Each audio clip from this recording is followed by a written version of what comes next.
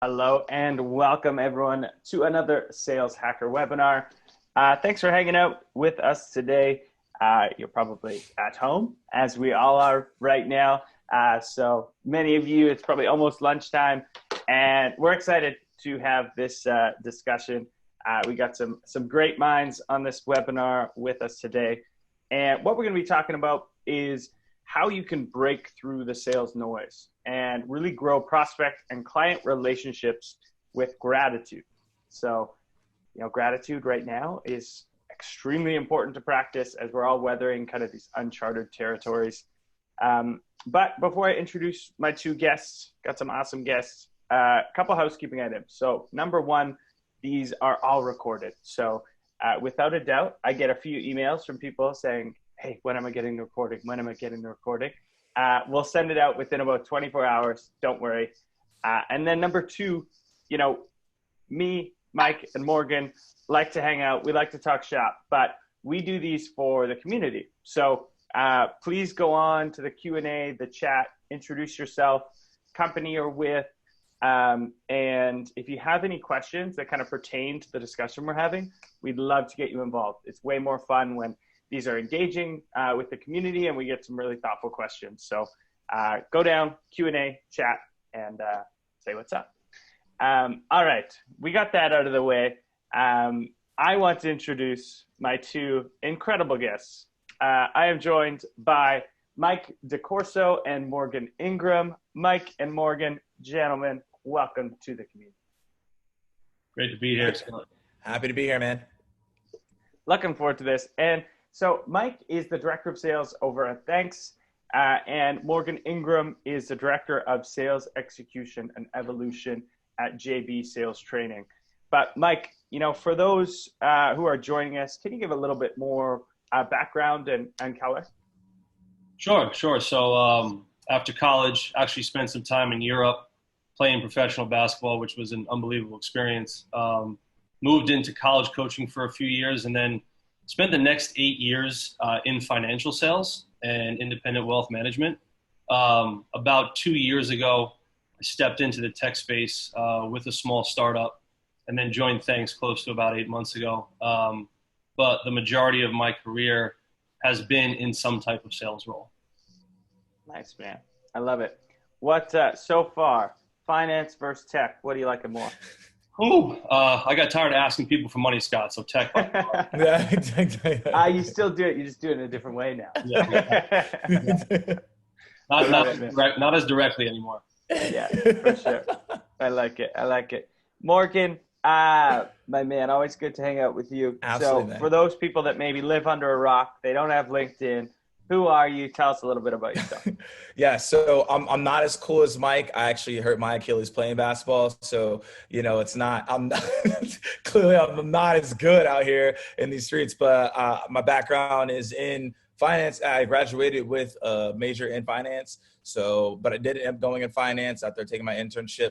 I saw that sales was a little bit better route for me, so started off as an SDR manager, was in sales. Then now I'm training teams on how to prospect top of the funnel and do that globally. Right now, though, doing it virtually, just like you all sit in my house. So, but yeah, that's my background. And then if you want to go check out more content, the SDR Chronicles is how I got into the scene and it documented my journey as a sales development rep. Love it, man. Definitely go check out the SDR Chronicles. So you brought those back too, right? You're doing new ones now? Yeah, so brought it back, doing new ones. I have way more time on my hands than I've had in years. So now I'm making some new content to share with you guys the journey that I'm going on through this mess that we're going through, but going to be sharing some new stuff. So I'm excited. Cool, man. Awesome. And I'll spare everyone my background. If you've been to these webinars before, no, I've been in sales way too long. Kind of a sales guy that turned into a marketer somewhere along the way, but I still sell to this day. All right, let's dive into it. So here's what we want to really cover today. Here's what we hope everyone takes away from it. So how you can actually increase revenue by implementing gratitude. Number two, personalized outreach to boost response rates. How we can do that, some actionable ways. How you can avoid ghosting by leveraging EQ. Again, given the situation, EQ and empathy is so unbelievably important. I know I've been prospected so much lately, and the people that miss the mark are really, really burning bridges right now. So we'll talk a little bit about that. And then how to unstick deals. So this is a big one. When those deals get stuck in your pipe, how do you unstick them? How do you cross-sell, upsell? Those are some of the things we'll talk about. And then we do have about 10, 15 minutes at the end that will just be a live Q&A. And like I said, if you have questions throughout, pepper them in, and I'll see if we can answer them right away. Quick shout out to Roger McGuire. Greetings from London, Ontario. What's up, man? He's in social isolation like the rest of us. And then another Roger Surprenant, who's in business development. Thanks for hanging out with us, guys. Okay, so before we kick off, let's do just a super quick poll. I want to get a gauge of the audience really quickly here. And here's what we want to do. Poll, do you practice gratitude with your prospects and clients today? I'm going to leave that intentionally vague. And Mike, what do you think the results are going to be? I think they're going to be overwhelmingly yes, Scott, especially in the current climate we're in. I'm actually hoping that's the answer, but if not, we're going to give a lot of cool ideas and ways to implement gratitude in your day-to-day throughout the sales cycle. Cool. Morgan, what do you think, man? I'm going with Mike here. Absolutely yes. However, I think sometimes we do get caught up in the motions of a sales role, especially with quotas we have to hit on a monthly basis. And it's always something that we should do, but we're like, oh, well, I got this automation in the background. So we're going to talk about a lot of ways. How can you do that with the system, with the process, so that you can continuously do this, and it's part of what you do on a day-to-day basis, and not just like, oh, times are hard. It's like, no, let's do this all the time. Totally. All right, we'll wrap that up in 3, 2, 1. All righty. I don't know I don't think people, did we launch the poll? I don't think we got it. People are saying yes through chat. Yeah, no one saw the poll. Maybe we'll launch that again. Alex, if you're listening, let's see if we can launch that again. I don't think it worked. But in the meantime, on chat, if you can do yes or no, your answer, that would be helpful. All right, let's get into it. We only have limited time. So first things first, let's paint the problem. What do you guys see as the biggest problem that all sales and customer success reps struggle with today? And Mike, let's start with you. Yeah, wanted to initially talk about just how I personally practice gratitude and our company practices gratitude, and then we kind of get into what those problems are. But for me, just within the sales cycle itself, I try to ensure the buyer feels more valued, has a strong connection with me from the get-go, and then, eventually develops a personal loyalty to me and the brand. As a company at Thnks, we practice a Thanks Day each month to kind of reflect on what we're grateful for, as well as, volunteer around New York City on a regular basis. In my day-to-day, I continue to try to nurture my relationships, not only with my prospects and clients, but with my family and friends. Reflect on what I'm personally thankful for each morning, and then just try to do the little things like smile a lot more, which is going to help my demeanor overall in my interactions with people. Morgan, I don't know if you want to comment on that as well in terms of how you practice on a day-to-day as well. Yeah, absolutely. So when it comes to being in sales, there's a lot of things that we always look for in terms of sales tips. So we go on LinkedIn, we read books, we go on YouTube, et cetera. But to Mike's point, and Scott believes in this as well, is we don't focus on what we do in the morning. What we do in the morning is what shapes us for the rest of the day, right? So are you being grateful? I do a visualization exercise every morning for 5 minutes on what does my day look like? What is the next 5 years? What does that look like in 5 years? What does that look like in 10 years? And then also as well, like figuring out what are your goals for the day? What are you looking to accomplish? We can't just come into our role and be like, hey, I'm about to make some calls today. It is what it is. Like, you need to know what you're doing there. And so I think one of the biggest struggles is you want to make sure that you're understanding how do you do, I say the morning miracle, it's similar to that. But the whole thing is that you want to make sure that you understand what are you doing in that morning, because it rides you out for the rest of the day. And the whole goal for everybody is you should figure out what that is. If you go immediately to your phone, you're being controlled by that instead of controlling yourself. And if you can't control yourself, you're not going to be active in talking to your clients and talking to your team if you're a leader, and you need to make sure you're mindful of that. So I think the struggle is that we just go through the motions and we don't think about how we're growing ourselves as individuals throughout the day. Yeah. And then for sales and customer success reps specifically, it really doesn't matter what company you work for, what stage you're at in your sales career, what methods you use to go about prospecting, whether it's, email, phone calls, LinkedIn messages, Twitter replies. I think the biggest problem that everybody's facing is ensuring that your ideal contacts are going to convert over a certain period of time. And I think that leads us into the next slide. Yeah, for sure. And quickly to touch on something Morgan said there. So morning ritual is so unbelievably important. And someone in the comments just said, sounds like the morning miracle. If you haven't read that book, it's Hal Elrod, Morning Miracle. It walks through a really good framework of how we should all be starting our day. And it uses the acronym SAVERS, which is silence, affirmation, visualization, exercise, read, and then scribe, do a little bit of writing. I personally do it, helped massively in my overall kind of well-being. All right, moving on here. So yeah, ensuring that your ideal contact convert, right? This is kind of the end goal. That's the thing we're all trying to do is get those closed won deals. But this happens inevitably. 58% of the deals in your pipeline will stall. And now we were actually just talking shop before this. I would say this number is probably closer to 88, depending upon what industry you're in, given the current climate.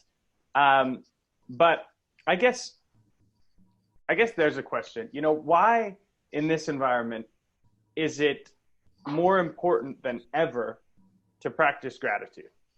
And Mike, I'll start with you, man. Yeah, I think it starts with an inability to kind of break through today's digital noise, all those ways I mentioned earlier, and then elicit responses from our prospective buyers between emails, voicemails, text, social media, DMs, Slack. It's no secret that these competing communications have made it harder for us to, one, reach our desired connections, two, grow our personal relationships with them, and then three, ultimately broaden our book of business. These clashing channels have really changed the sales landscape. For starters, more noise means more touch points. 15 years ago, the average consumer typically used 2 touch points when buying an item. I'm sure Morgan and I would absolutely love that right now, but that's just not the case. Yep. Only 7% of consumers regularly use more than 4 then as well. So today, customers use an average of almost 6 touch points, with 50% of them repeatedly using more than 4. So what do more touch points mean? It means a longer buyer's journey. It used to take an average of, a little close to 4 cold call attempts to reach a new lead. Now it's more than double to an average of 8 cold calls. It's become really hard for salespeople to form those genuine relationships that lead true revenue growth. And this is where gratitude enters the conversation. Mm-hmm. Yeah. For sure, man. And Morgan, going to you on this one, why in this landscape with all that's happening is now more important to really make sure that we're practicing gratitude with ourselves and our prospects? Yeah, it's because people are not just focused on professionally, it's personal. I think sometimes we forget that. Right, obviously before all this, it was like, all right, cool, we're having a business conversation with people. How you doing today? It is what it is, move on. But now it's like seriously asking people like, what is going on? Like, how is this impacting your business, right? Especially certain industries, like, people are getting laid off right now, right? I have friends that are getting laid off because of what's happening. So you have to understand the situation. So if someone does push out on you, it's because not only are they trying to figure out professionally from a finance standpoint, where are we? They're also trying to figure out personally, like, am I going to be good throughout this situation? Like, no one saw a virus came out of nowhere. So those are the things that just to be mindful of as you're having conversations with people and really be gracious towards them and giving them information that can help them. If it's a blog post, if it's a video, if you have a service, right? Like thinking about like, what can you be giving people during this time to make sure that they can get through it? And again, it's a long-term play because people will look at your brand and be like, man, I remember that brand that gave us that during that time and we needed that information. And so be very mindful of that right now, that it's not only professionally, it's a personal situation for a lot of people. So just making sure that you're being mindful throughout this time. Morgan, piggybacking off of that. Sorry, Scott. Piggybacking off of that, I think it really starts with positioning ourselves as a valued partner as opposed to just a vendor, and also positioning, our offerings as a solution rather than a product. And then really uncovering what prospects' pain points are, especially in these times. I always use the line, if I could show you how to X, with X representing, what those problems and pain points are, would that be worth a half hour of your time? Just to be respectful of what people are going through now and their time as well. And then just thoughtfully addressing their problem with how your solution can make their day-to-day around that specific problem easier. Yeah. And I'll give you guys a tip as well. Like if you're seeing things stall and things are happening, we've been asking people like at the beginning of conversations, like, hey, real quick, we know people are in 3 buckets right now. Either 1, lockdown, freeze. Okay. 2 is, are you reevaluating your internal systems? You're reevaluating those finances and you're looking to do what the next couple of weeks here. Or 3 is like, hey, we don't care what's going on. Let's go get it. Like those are the 3 buckets that we currently are seeing businesses in. I'm just giving you guys advice, like as we're all going through this. But I've seen that to be very beneficial, not only in prospecting, but in my sales conversations as well, because people are like, hey, look, we're on freeze. Okay, cool. I'll reach out to you when everything's fine, right? Because you don't want to push on someone that's in freeze, and you also want to respect your time also from that sales organization's perspective. And also this is a great time to have conversations with people right now, if they are in the 2 or 3, because they're at home, right? They're on LinkedIn. They're looking at more of their emails. So this is a great time for you to double down to figure out, okay, what are the pain points that my prospects are currently going through, their current state, and try to help them so those deals will become unstalled for what you can control. Yeah. I mean, I've certainly got so much outreach, and I've actually probably answered my phone way more than I normally do. So this number might even be lower right now, given the environment. But you're totally right, man. There's like, you have to understand this kind of hierarchy of needs, and all of your prospects are at different levels. Some are just like, I'm worried about my family's safety. Some are like, okay, I'm worried about my entire revenue number being destroyed over the last little while. And then there is these small select few are like, okay, there will be a world after this. I'm still interested in doing business. And if your problem or solution meets that, then let's have a discussion. Okay, so next question I want to ask is, how can we go about increasing these response rates, right? There's so much noise. Mike, you mentioned it. Things are coming at us from all angles. How do we go about actually increasing response rates? And Mike, we'll kick it off, and then Morgan, I know you got a ton of stuff on this as well. Sure. Again, I think the process begins with really practicing a personalized outreach strategy. While trying to cram in all your to-dos in a day, it can be easy to get caught up in firing off, these large batches of emails in hopes of generating, the largest amount of responses from your prospects. And that's not really practicing empathy or what people are going through, especially in these times. Instead, what we really try to do at Thnks is incorporate personalization in our outreach strategy. So this can be as basic as altering your email messaging. So one example would be putting your prospect's name in your subject line. This is a simple strategy of including personalized references in your email subject lines that can boost your cold email open rate by over 22%. In general, email personalization can increase your reply rate by about 100%. Another tip would be to customize your email snippets. Since this is the first line of text that your recipient's going to see, other than the subject line, it kind of acts as a secondary section of your email that can be used to elicit responses from your contacts. Not only can these custom snippets double your reply rate, but they also provide a really good opportunity for you to mention something that speaks directly to the individuals whom you're trying to reach. And then lastly is just share an expression of gratitude. Research has shown that recipients of emailed expressions of gratitude feel noticeably more ecstatic afterwards, which will obviously increase, those response rates, and, which we'll get into a little more detail as we move on. I love it. Morgan, I want to double click on something there you mentioned, Mike, which I think is so important. Anytime that you're looking at writing a new email sequence, email cadence, remember also, and you mentioned that snippets, like the subject line and then that first line is so unbelievably important, because like 70% of all emails are now like consumed on mobile, right? So that's what they're looking. So they're only seeing that small little amount. So make sure you go through all of your emails and make sure that first line is fire. Morgan, I know you got a ton of thoughts around, personalization at scale. Yeah. There's now this talk of, relevance being the new personalization. I would love to hear your thoughts on kind of how to increase response rates with your prospects, how you're coaching people to do it today. As a whole, what we need to think about is being relevant at scale. I think when you think about personalization at scale, that doesn't really make any sense. Like, it's oxymoron to some degree, right? But you can be relevant at scale to the people you're talking to, whether it's that industry, whether that's persona. You can create messaging around that based on the case studies and testimonials that you have.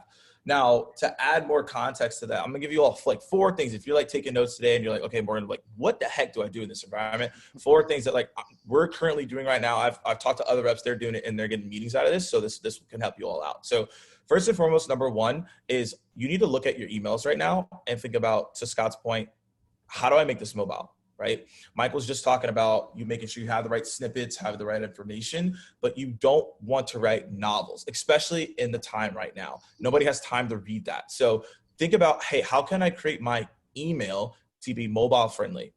The best way to think about this is 2 to 5 sentences within an email. It's going to help you get the high response rate. And also from a mobile standpoint, if it's less than 2 scrolls, think about yourself here, you're going to be more apt to respond.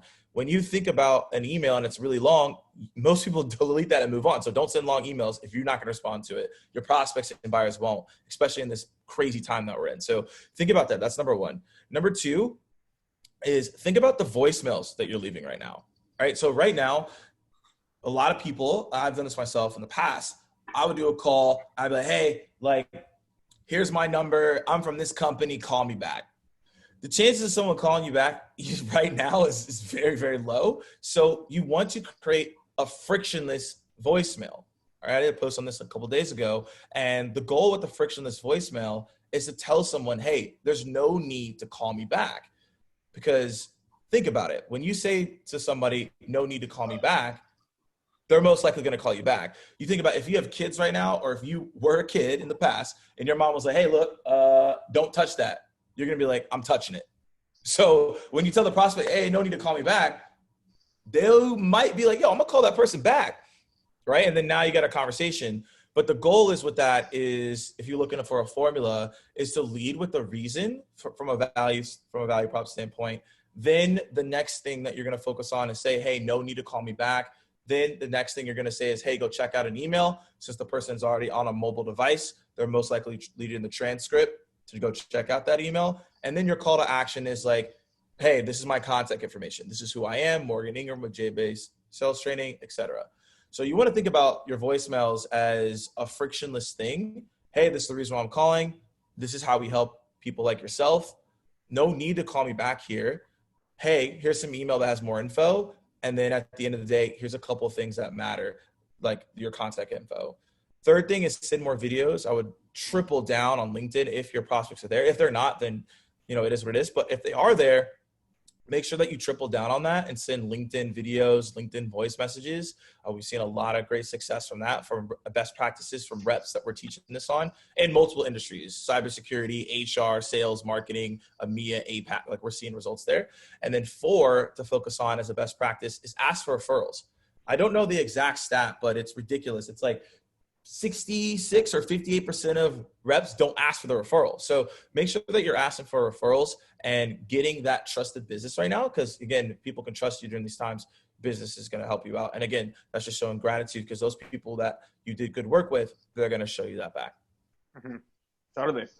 All good stuff, man. All good stuff. And for those looking for a great referral email sequence. There's an Agoji sequence that Outreach uses. You can find it online. Type in Agoji sequence. That's all based around referrals, and it's really, really, really strong. I love it. I love it. All right, moving on here, guys. I want to talk a little bit around reciprocity. You know, if I provide something of value to you, you'll want to provide something of value to me. You know, Mike Thnks' whole kind of ethos is built around this. Mm-hmm. And I think now, again, beating this drum, but I had a rep call me and just to check on what I was doing. And there was no call to action. There was nothing. And just because he made that phone call, you know, when this is all done, I'm probably going to give him a call and give him the time of day because I feel like I now owe him something because he led with value. Mike, do you have any thoughts on this quote? Yeah, we actually, in our market research when developing Thnks, we actually came across a study from Cornell University that's really interesting. They ran experiments around restaurant servers and the amount of tips they received when demonstrating different levels of appreciation. So servers who left no candy with a check on average received close to a 19% tip, right? When the server left a piece of candy with each check, the tips increased slightly to just over 19.5%. But when the server left a piece of candy with a check and then returned with another piece and said something along the lines of, you know, I just wanted to thank you for being great customers, tips jumped to nearly 23%, which is an overall increase of over 21%, which is not a small number, you know, in that environment. So, you know, we really looked at that and kind of developed our business around that in reciprocity and what it means. And again, as we move forward, we'll get into that in a little more detail as well. Love it, man. Love it. All right. Now moving on to pre-closed ghosting. This happens way too much. And we've all felt it, you know, specifically, I think this happens a lot once you've done, you know, a discovery call, you set up that demo, you show your software, whatever it is, and you get those next steps and like, boom, where did this person go? So Morgan, I'll start with you on this time. How do you avoid and how do you coach people to avoid getting ghosted? Yeah, so sometimes it's inevitable, right? Like it happens, right? Life happens. I'm not saying I'm going to give you guys a couple tips. I'm not saying this is the silver bullet because people walk away with this. They're like, oh yeah, I'm going to get a 100% show rate round. I was like, this is life happens, right?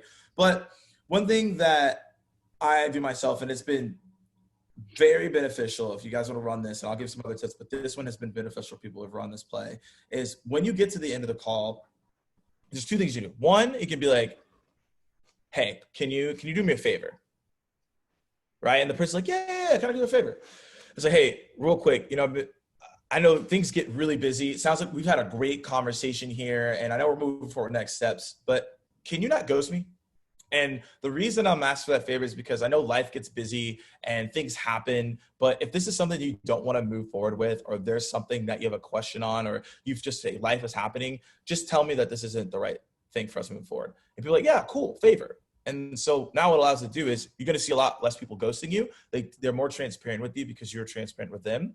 And then also if they decide to ghost you, right? And in some markets, they may be a little bit different, but if they decide to ghost you, we'll follow up as a best practice and be like in the subject line, are you ghosting me? Right? With the little, like, you know, cats for ghost, if you want to put it there. And then you just put, hi, Bill, like, remember that favor that I asked for at the end of the call? Looks like you're ghosting me right now. Like, is something wrong? Right? And so those are things that we do to avoid that ghosting by asking that favor. Another thing as well to avoid ghosting is you want to make sure that someone else is going to be involved on the next call. Sometimes when we ask the next step, we just say, hey, look, it's just going to be a one-to-one thread. And then you move forward with that one person. But you really want to ask people at the end, like, hey, looks like everything we talked about so far has been in alignment with what you're looking for. So based on the next steps here, would you feel like it makes sense to get your other parties involved so that we can have this further conversation? And you want them to, again, with that question, to say yes. So now it's, again, their idea instead of your idea.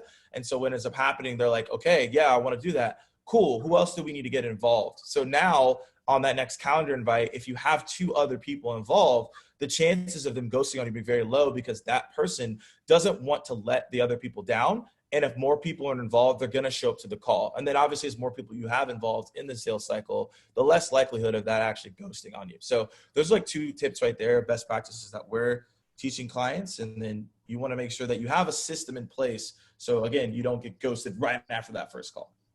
Yeah, I love that. Just calling out the fact that getting in front of it, if you will. Yeah. You know, hey, I know this could happen. Getting in front of it. I love it. One thing I'll add there that I've had great success with, used to teach my reps to do it, is a mutual close plan as well, mutual action plan. So at the end of a call, based on their timeline, you set up different dates where you're going to check in, where you're going to talk to finance, when you're going to talk to procurement, and you do it based on their timeline, and they're actually guiding that. You get both parties to sign off, and it's much easier to hold someone accountable to a timeline when it's a timeline they proposed and not you. Yes, and in that summary email right after the conversation, be like, hey, this is what we agreed upon, right? Getting that buy-in right through email, so you can always forward it to be like, this is what you talked about, right? Totally. Mike, at Thnks, how do you guys, make sure that ghosting never happens? Yeah, all great points. I think this is also where that leveraging EQ comes into play. To Morgan's point, we've all been in situations where we received a response from a key stakeholder who we've been trying to reach. We imagine marking the deal closed won, and then all of a sudden they stop replying to our email thread, or they miss the meeting, or whatever it may be. One way to re-engage these potentially lost leads is through EQ, or the ability to understand other people, what their motivations are, how to collaborate with them by including expressions of gratitude in our messaging again. So saying a quick thank you, something as simple as that can do the trick, but when should we thank them, right? Some examples would be after a phone call, after a formal meeting, or after a lengthy email exchange. This can help not only catch their attention, but shift their impressions of you in a positive direction, and also afford you with another entry point for conversation while you remain persistent, as opposed to being viewed as a pest. Appetites for these types of sincere thank yous are unlimited, but showing appreciation to your potential buyers will ultimately help you gain their loyalty. By leveraging this type of EQ before deals become closed, you'll also be ahead of the game if and when your prospects do actually become clients. Mm-hmm. Yeah, I like that. I like it. And it actually made me think of another tip there too, is how to get in front of this as well, is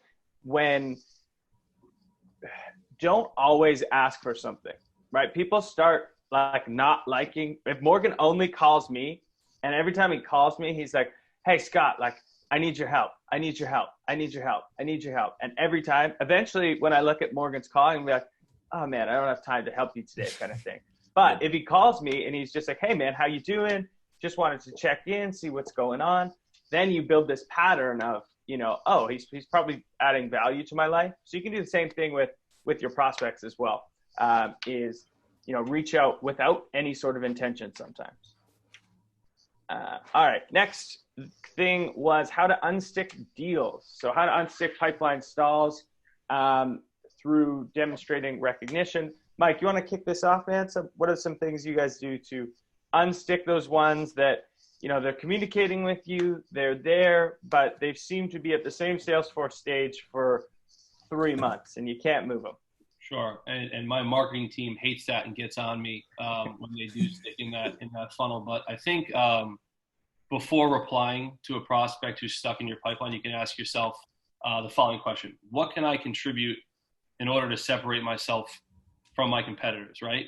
So in your reply, it's recognizing your prospect's pain points again through reiterating them in order to show that you've been actively listening and to demonstrate that you have their primary interest at hand. Then I think it's identifying a way you can express your gratitude for the potential partnership. This could include sharing a grateful gesture in your follow-up.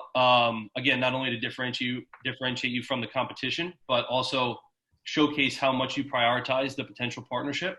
Some examples of gestures that you can include from the Thnks platform are things like an Uber ride on a rainy morning so that your prospect can avoid dealing with bad weather during their commute into the office. Movie tickets for them in a +1 if they mention that they're a film aficionado, just so they know that you're listening and are trying to build a relationship as opposed to just sell them. The more that it's customized towards your target's interest, the greater effect that these kind of gestures will ultimately have. For sure. Yeah, I love it, man. Yeah. What I'm hearing there is you got to get ultra creative and remember those small things, those little details that maybe you did in your discovery. I know one thing for me is, again, going back to, it needs to be for their reasons, not your reasons, not because you need to close this deal. It's like, hey, I remember in the discovery when we were talking, you mentioned you were having challenge X, Y, Z, and you needed it done by this time. Just wanted to know if that maybe changed. And bringing back up the things that they've mentioned themselves can go a long way. Morgan, how are you on sticking deals these days? Yeah, I really like Mike's point, and I think that's something that we don't think about often is, and it's different ways of doing it, right? Whether it's how you build rapport in the first couple minutes, or you go on their LinkedIn profile. Like sometimes they're saying like, hey, I'm a fan of this, or I go do this, or I like wine, right? Or maybe they want to go somewhere, right? So all the stuff that Mike was saying in terms of what Thnks does, like great contributions that you can add inside the deal. Like, hey, maybe they had a bad day. Maybe you saw a post where they said they're not having a good day. Boom, send them that Starbucks gift card, right? Maybe they want to spend more time with their family. Boom, send that Netflix, right? So I think those are things to think about, like really like actively listening in their sales cycles to pull out those certain gifts. So I think that point was spot on, and you guys should take note of that. I think just two additional things is, one, what Scott was saying, like recognizing pain points and recognizing those pain points, but giving people content around that. Hey, looks like things are super busy for you right now. Here's a blog post on, you mentioned cold calling was something that was top of mind. We just did a post on this. Here's a couple of things that you can do for your team right now, right? And people are going to appreciate that because you're like, okay, I can go do that today, right? And again, even if they decide not to go with you and they go with status quo with another competitor, they're going to remember that time that you gave that advice, right? And then maybe in the future, if it doesn't work, they can come back to you. So use those pain points, obviously, to continuously sell, but also use them to give value to unstick deals so you can have another conversation. And then another thing is unsticking deals. Normally that means that you're not getting the power, which is something that I struggled with when I first started in sales. Like you have a great conversation, you're like, oh yeah, it's awesome. And then you don't have power, so it ain't going nowhere. So what you want to focus on is getting to power. Another way of doing that is if they ask for a proposal, right, create the proposal, but do a video voiceover to that proposal and state the key pain points and state the things that are important to them in their timeline. Send that to your champion and have the champion show that to the decision maker. So then now the champion looks great. You did your job. And then now you can get in front of the power without actually having the conversation if that person's stalling you out. So those are just a couple of things that personally I've done, other clients have done to see success. And again, that allows you to be different than the competition of just touching base and checking in. Yeah, great points, man. Great points. All right. As we kind of go here, we're almost at the Q&A. Mike, do you want to just kind of run through this slide really quickly here? Yeah, sure. So quick recap. I think we've understood that effective relationship building is difficult for salespeople today, and practicing gratitude is one solution that will help us build stronger bonds with our prospects and current customers to ensure that we increase our conversion rates at a faster pace. So what is a simple solution that will help us appreciate our contacts on a regular basis? And it is as easy as saying thanks. The Thnks platform simplifies gratitude with prospects and clients to help your team drive sales. Users on our platform can send these small, unique gestures of appreciation instantly and digitally by email or text. And I'll give you a quick little story, especially with what the current climate is. With the majority of people working from home, I've tried to identify 2 to 3 of my top clients each day and have sent them things like a Seamless credit or a Hulu subscription or a movie night at home from Amazon. The responses have been overwhelmingly appreciative. And in a few clicks, I know I've been able to strengthen these relationships and have even received some referrals from them as well. A lot of times it's not about the actual gift, but it's about the thought behind it. And that's our goal at Thnks, to make it really easy for you to stand out by thoughtfully creating a shared experience. With Thnks, you can cut through the digital clutter and expedite your sales cycle, but most importantly, grow those relationships with your prospects and clients. We provide full financial, budgetary, and compliance control, along with CRM, email, and social integrations. And then our messages have over a 90% open rate. So this is a situation where the message is going to get through, and it's something you can really build into your everyday workflow to either add multiple touch points and stay top of mind, or increase your meetings, or move deals through the pipeline quicker. Or what we love is simply put a smile on somebody's face, let them know that you're thinking about them, that you appreciate them, and you appreciate the business. Yeah. Love it, man. I know I got a thanks when our, and we'll move on to Q&A. I got a thanks when our Unleash conference was canceled from one of your team members giving me a cup of coffee, and I know it went such a long way, man. Those small things. So I think that's, the major takeaway is get creative and think of always be thinking of different ways that you can add gratitude through the full cycle. And so I want to kick off the Q&A, because one thing we didn't fully go into is how to use similar tactics to expand and upsell current accounts. And Morgan, I want to start with you. When you're looking to expand an account, maybe break into another sales unit, how do you go about doing it? What are some things that you try? You have to re-prospect the account. So when you probably sold it, maybe it's been a year, 6 months, et cetera, whatever that is, that means that there are other things that are happening. So I'll give you an example. Like there was an account that I was looking into, and we did training with them in the States, but then I saw that they opened up an office in London. All right. So I read, what does that even mean? So I read in the details and saw that they were hiring more reps. And I was like, all right, let's have a conversation. So I reached out to the contact that I did the training with and found out that team was going to grow to 10 to 20 reps in the next couple of months. So we started that conversation so that we could have training for those reps in London.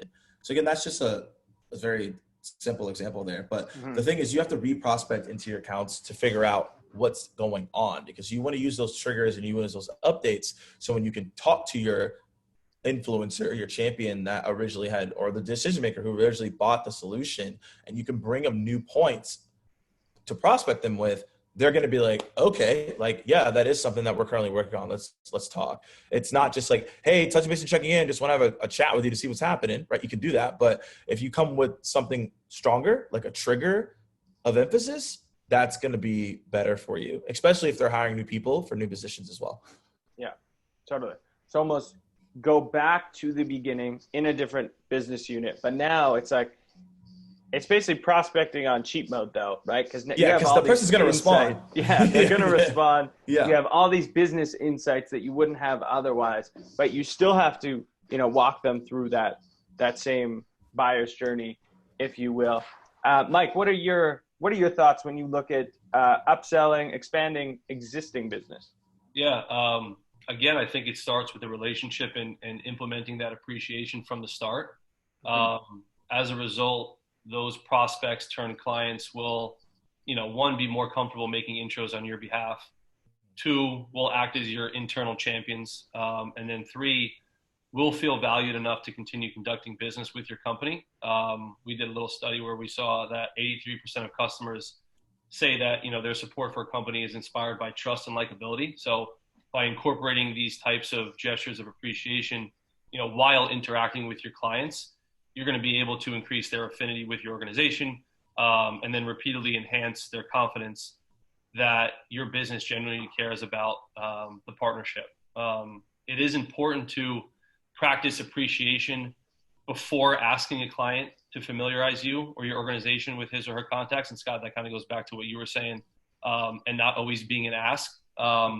But some ways to ensure this are, implementing a regular client appreciation program that kind of parallels to your standard scheduled check-ins with those prospects or clients, in this case, mostly clients, but then, give your clients first before asking for any intros too. An example of this that goes beyond serving both parties involved is something like making a charitable donation on the client's behalf, which is something else that you can do from the Thnks platform. Yeah. Cool. I love that, man. I love that. I'll add one thing there, and then we've got some great questions from the community. Is one of the most successful things I've done, I've also seen it done internally, is actually using your current champion in the unit that you're already in and building them out, basically a presentation on how successful their implementation of your product and service was. So, for example, if I'm, Morgan J and I come in and I do a training, 3 months after, I would build them a full deck and be like, hey, here's what some of your reps said. Here's the lift you saw in conversion rates. And basically you build it out so that they can present it to their team. It makes them look like an absolute rock star because it was their idea to bring you in, and they don't have to put any of the work in. You collect all the data for them. And then by them doing it, that usually gets the attention of other business units, and they kind of go in and do the selling for you by doing these, presentations at their quarterly meeting or whatever it is. So that's something I would add to the tool belt. All right. We've got a great question here from Roger. Again, Roger, thanks for the question, man. What are your thoughts on presenting proposals live versus just sending them in an email? And Mike, I'll start with you. That is a good question. We don't currently do that. We usually don't do it live, or you do it. We don't do it live. Okay. We do not do that live. So don't really have any experience around that, but it is something to definitely explore. We've had success with the proposals being sent via email. A lot of times with inbound or referrals, we have an internal champion within the organization that's used Thnks before. So our product is fairly simple in terms of how it's used. So can't really speak too much towards that, but it is something that, we can explore in the future for sure. Mm-hmm. Yeah. My thoughts there is you can actually almost marry the two approaches now, because there's things that you can create a video of yourself presenting the solution. So it's kind of best of both worlds. You don't actually have to be there. You don't have to get another meeting on the books, and you can walk them through and be like, hey, here's the proposal. I want to highlight a few things. Here's a few things I think you'll care about. Look forward to catching up next week, whatever it is. Morgan, what's your thought, man? Depends on from a Rogers standpoint, like what market you're in and also what segmentation you're going after, right? So like if it's a massive deal and it's face-to-face enterprise, you probably prefer an in-person now. Right now, that's not going to happen, right? So you got to be creative and innovative. I'll mention like what you can do because of that. But I really feel like when you have a conversation, let's say if it's below the power line, you want to present that proposal to that person who is either at a director level or below to figure out like, hey, if we present this to the C-suite, like, are my points even spot on before we even show this person? Because if you come up with a proposal, spend all the time on it, and they just send it over and you guys didn't review it together to make the proper adjustments, you're going to losing out on a couple deals. And so, best practice is like to figure out like, okay, like if we do come with a proposal, let's both agree on it. So we're both on the same team moving forward. And then to Scott's point, you can send a video if you can't get the power and they won't let you get that meeting. But if you have that meeting, then you can still show the proposal. So you can obviously through a Zoom call, WebEx, whatever, show exactly what the points are. So you can get real-time feedback to make sure that you're in the right spot. Right. And then obviously you can deliver that proposal via email. So I prefer doing it live so I can get the real-time feedback to figure out like, hey, do you want to do this or not? And we can move forward. But obviously it depends on everyone's business and how they go about it.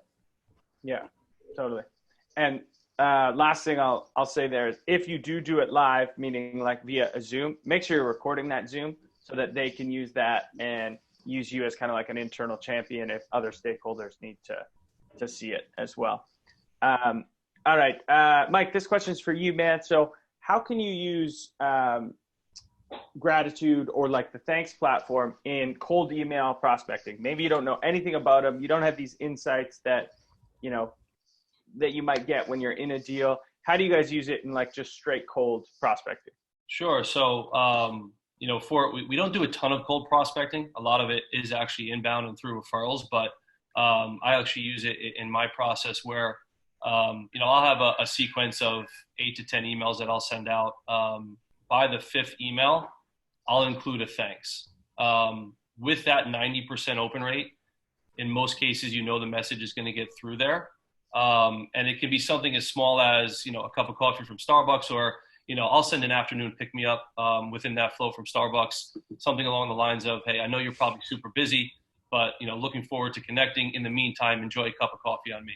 And there's that reciprocity that's involved right from the get-go, to where the prospect sees, okay, they took the time to send me something, they acknowledge that I'm busy, I can at least take the time to either respond to this email or call them back and hear what they have to say. So Thnks is great for a prospecting tool. A lot of our clients use it in that exact way. And again, it's just all about that reciprocity. You know, here's something for your time. Here's a little of my time as well. Love it. Love it. Yep. All right. As we wrap up, I want to ask two questions left. Number one, this is going to be intentionally vague, a little off topic, but it's one of my favorite questions to ask. Let's say I had a time machine. You guys have both been very successful in your sales career. So if I had a time machine and I could bring you back to yourself when you were first starting your sales career, let's say 22, I don't know when it was, what piece of advice would you give that 22-year-old version of yourself? I know we have a lot of, maybe AEs joining us today who would love to be where you guys are at.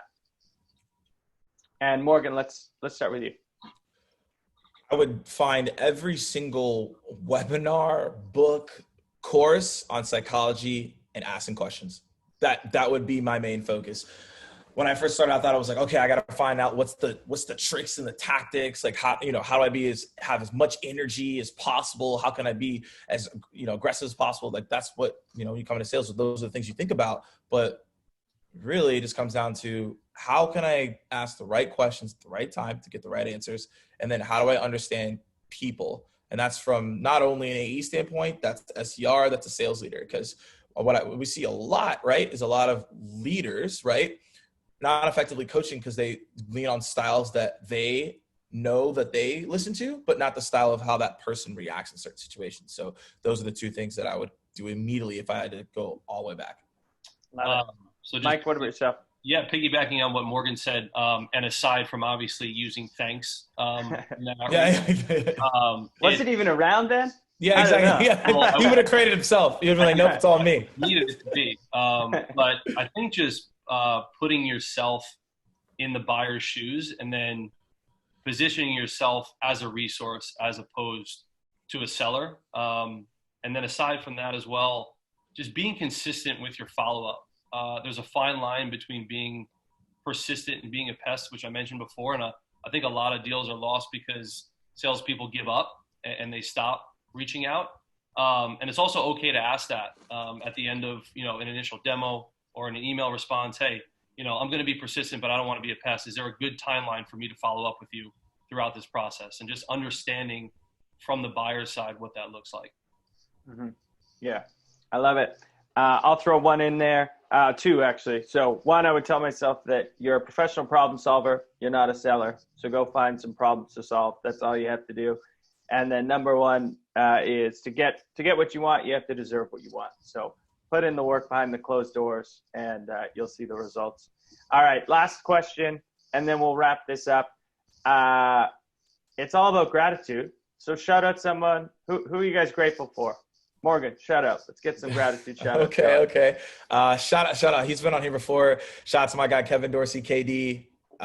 Always there to just ask you great questions as a mentor. Super grateful for him. Shout out to John, who I worked with for the past 3 years. Grateful for him and his continued leadership, even through this time right now. And also super grateful for my dad, because I have personally never been through a economic downturn before that we're currently in. So he's just given me a lot of good advice on how to keep my head straight and what I can be doing to remain grateful during this time. And also making sure that, I'm doing the things I need to be doing. So those 3 people I have. Love it, man. Mike, who are you grateful for, brother? Yep.